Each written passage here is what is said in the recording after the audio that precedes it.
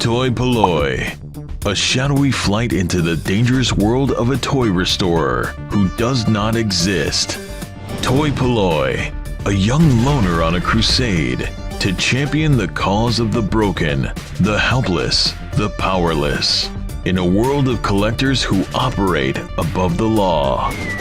Welcome to Toy-polloi. No Legos were harmed in the making of this video.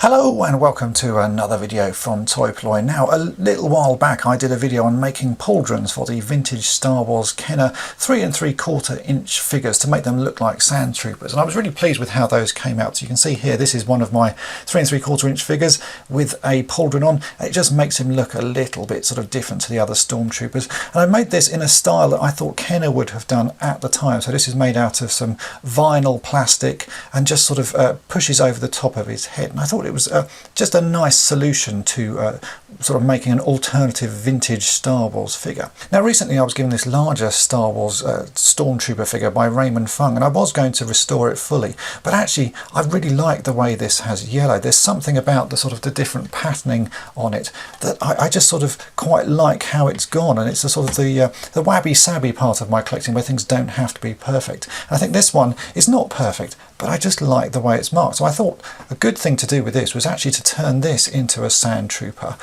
So all it's going to need is a pauldron, but obviously the pauldrons I've made before are a little bit on the small side. So today we're going to work out how to make a bigger pauldron to fit on this vintage Stormtrooper, but also I want to keep it in the same style as the original sort of clothing and outfits that came with the other 12-inch figures. So I'm going to try and find a good material that looks like it should have sort of been on this figure as it was originally. So let's get started, and we'll make a pauldron that fits on these larger 12-inch Kenner Stormtrooper figures. My starting point for this sort of custom build is actually the smaller figures that I've already worked on, because it took me a little while to design these pauldrons so that they look like they did in Star Wars, and I was actually very pleased with the end result. So the first thing I did was just print this out a lot bigger just to see if it would fit, because as you can see, the construction of these Stormtroopers, you know, the difference between the large and the small one, they are actually constructed pretty sort of similarly. The way the helmet is attached to the body, the fact you can't move the head. So I thought I'll just try it. So I printed out this smaller version, much bigger, and then I cut it out of some vinyl to see if it would work. So this is just a test bit of vinyl, so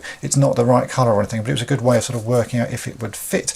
Now I did manage to sort of squeeze this onto the head. You can see it does sort of work, and I thought it's near enough that it only requires a few little modifications to the shapes of my pattern, and I could get this to work. You can see that actually fits reasonably nicely. Now all I did was modify the hole around the neck there, because this Stormtrooper head is slightly broader than the one on the smaller figure, and also these sort of the rounded parts are slightly wider, so everything's just a little bit of a squeeze to get on, but it was close enough that I could use that as a basis. So I did a little bit of Photoshop work, and I've now made myself a new pattern that should work at this scale, but we need to find a better fabric that we can use, because I think this vinyl, although it works very well on this scale, at this larger scale, it doesn't look very good at all, and I don't think it would be the sort of thing that Kenner would have used at the time. So we're going to have to find something that fits this larger scale figure.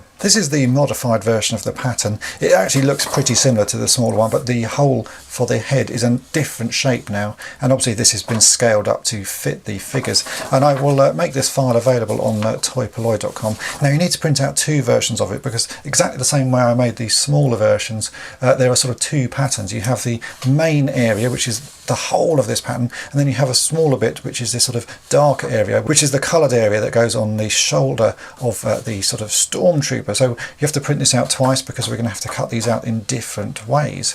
Now for the fabric, I've done some research, and as I say, the vinyl I wasn't particularly happy with. This just looks too sort of flimsy, and even in black I don't think it would work. And I think the best solution is actually to use some pleather, which is sort of fake leather, the sort of plasticated leather, and it's something that would have been used in the 70s and 80s. I did some searching online, and you can buy about £1 of it off eBay, but it's quite expensive. It works out at about sort of £8 to £9 for 1 square metre.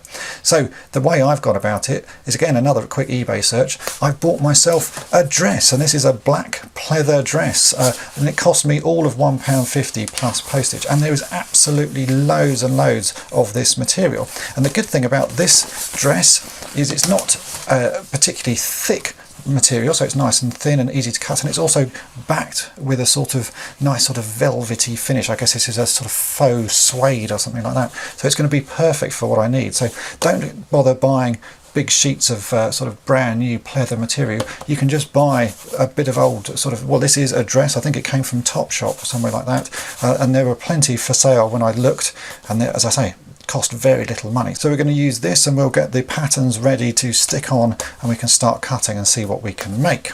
We'll start with the main pattern, and I'm going to turn this over so you can just about see the back of it, and I'm then going to use some double-sided tape and stick that onto the back, because I like to use double-sided tape to stick onto the fabric, because it makes it very easy to sort of stick and move around, and it also doesn't move about when you're cutting it. So I can sort of just about see the pattern here. I'm going to stick some double-sided tape onto that. We can then cut out the pattern.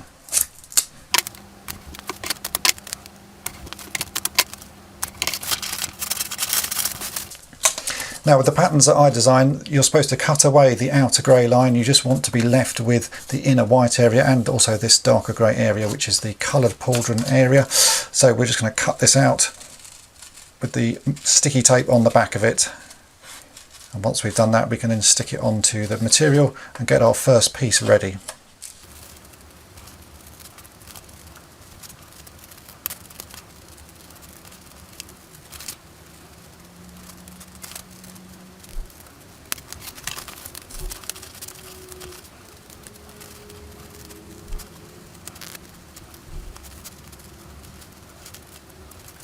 The pattern is now ready. We can take off the double-sided tape off the back of it.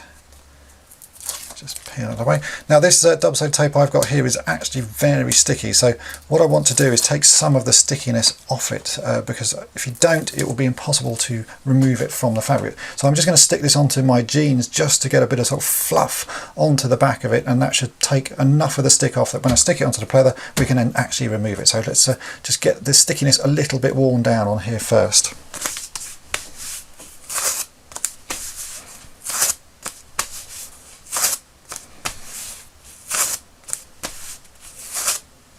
So there you go, you can see there's a little bit of sort of fluff from my jeans. Here's the pleather skirt that I've got. I can stick that just onto there. Now we can cut out the first part of the new pauldron. So just cut a chunk of this leather away, and we'll get cutting.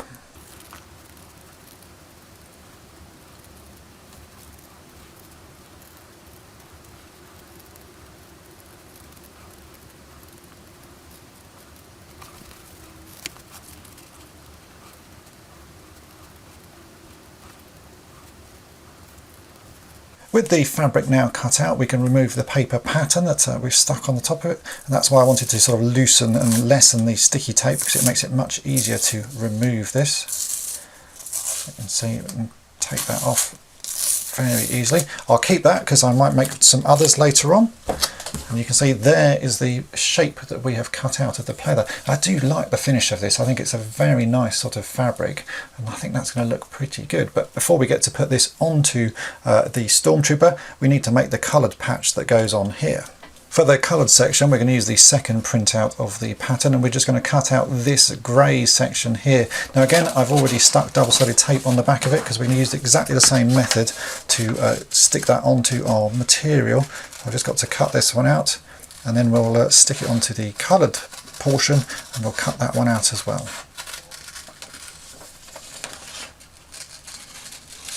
To make the coloured section, we are actually going to use some vinyl, the same material that I used to make the smaller pauldrons for the 3 3/4 inch figures, and you can use any colour you want. Today I'm going to use white just because I happen to have a lot of it. I think a white pauldron might look quite nice on this, and this is a blow-up toy. I think there was a blow-up ghost. You can see there was a face printed on it, but this should work absolutely perfectly. So I'm going to find a sort of a blank area that I haven't used of this.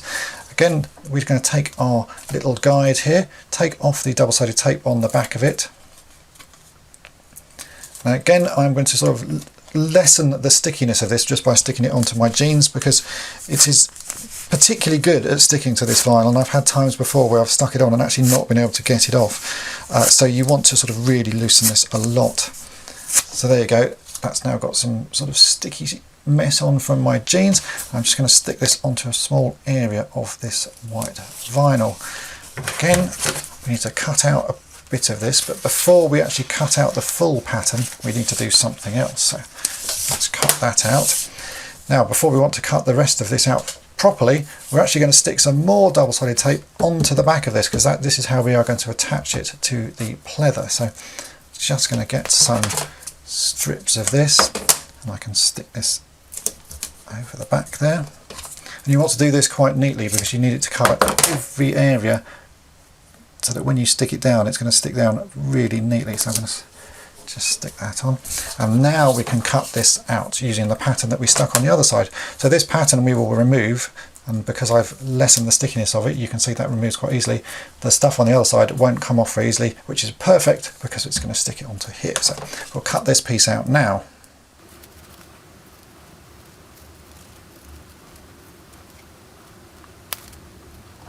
With the vinyl cut out, we can now remove the pattern. So as you can see, that should be able to be peeled off. This is where it gets a little bit complicated, because you've got lots of layers together, but I'm hoping, there you go, I just have to separate the pattern from it. Again, I'll keep that for later because I might make some more. Now this piece will fit very neatly onto the edge of the pleather, like so, and all we've got to do to attach it is to remove the bits of sticky tape, double-sided tape's backing on the back, and then line this up.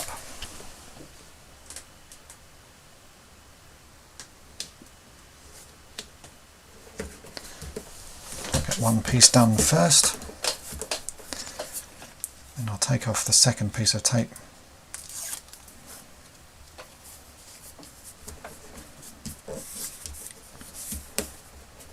Now it could be that I could have painted this pleather. That was the other way I was thinking that I could do this, is just to get some sort of more fabric based paints and then actually just sort of paint this area on, but I think doing it like this looks pretty good, and I do think this is a sort of fairly similar style to what they would have done back in the 70s. Maybe they would have printed it because they would have had the machines and sort of ways to do it, but I think for a hand-built one, a bit of vinyl on it still looks pretty reasonable. I'm going to just tidy up some of these edges a bit where these things haven't lined up quite perfectly, but overall it's actually not too bad. Yeah, that looks pretty neat. So let's try this on the figure. This is going to be a fairly tight fit, but that's exactly what I wanted, because it's going to sort of pull itself in under the neck and you don't want it looking too baggy. So I'm going to push this over the top of the head and then just gently put it down. The pleather does have some give to it, so it is going to stretch around the neck.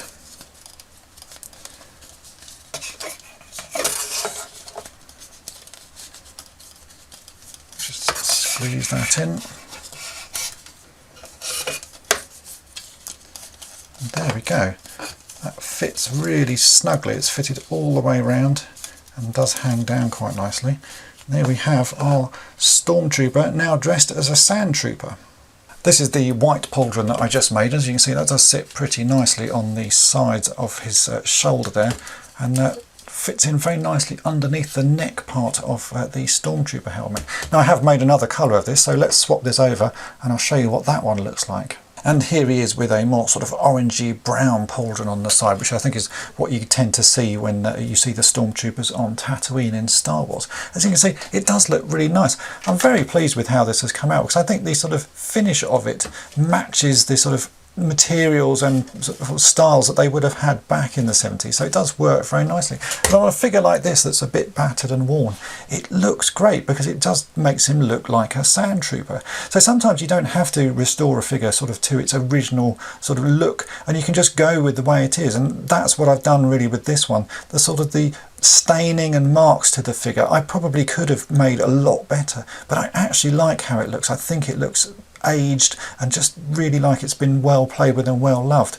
And if you've watched my video on Wabi Sabi toy collecting, you'll know that sometimes you don't have to have perfect figures to make them look good and enjoy them in your collection. I think this is a perfect example of a Wabi Sabi figure that's going to go on display in my collection. So I now have these Pauldrons available for both the 3 3/4 inch size figures and the larger 12-inch figures. Both the patterns are available on toy-polloi.com, so if you want to have a go at making your own, then go there and grab those files. And it's a very easy thing to do, and as I say, you can make them in absolutely any colour you want. So far I've made the white and the orange ones, but I have lots of different colours of vinyl, so I might make some blue and some red ones just so that I can sort of vary how this figure looks over time. So I really hope that this video has been of interest to you and you have a go at making some yourself, because customizing figures even in simple ways like this is great fun. And I do like to customize them so that they look like they were made back in the 1970s rather than doing sort of modern and fancy things on them. I think making it look like it's a sort of could be an original figure is part of the fun for customizing them like this. So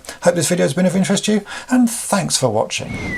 Thanks for watching toy-polloi. Subscribe for more great videos. You can also follow toy-polloi on Twitter, Facebook, and Instagram.